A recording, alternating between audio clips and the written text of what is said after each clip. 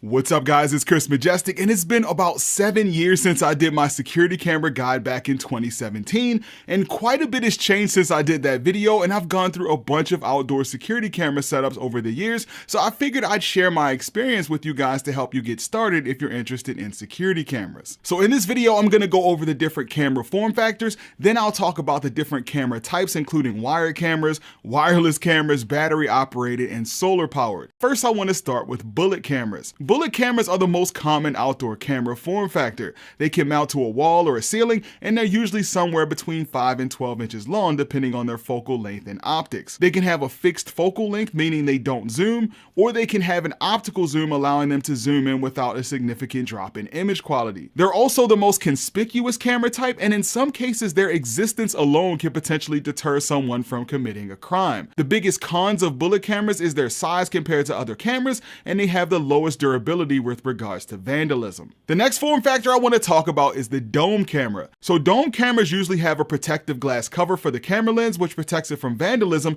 and the glass also makes it difficult for people to determine where the camera is pointed. And these cameras vary in focal length, but can often have a very wide angle in an effort to observe the largest area possible. Some dome cameras even have a 360-degree fisheye lens, which can cover an entire room when placed in the middle of the ceiling. The biggest downside to dome cameras is that they're harder to install and get into position if you've never installed one before. Night vision can also be a challenge for domes, as there can be reflections from the infrared lights on the glass dome, which limits visibility. The next form factor on the list is the turret camera. Turrets are often found indoors but can also be used outdoors. Their mounting system offers more flexibility, and they often have a wider viewing angle, allowing you to capture objects at closer distances. Turrets are very similar to dome cameras, but are often used in spaces with a lower risk of vandalism, as they lack the extra protection of a glass dome. But the lack of a glass cover allows for much better night vision capabilities and slightly easier installation while still retaining the benefits of a smaller body style. And the next form factor I want to talk about is the PTZ camera, which stands for pan, tilt, zoom.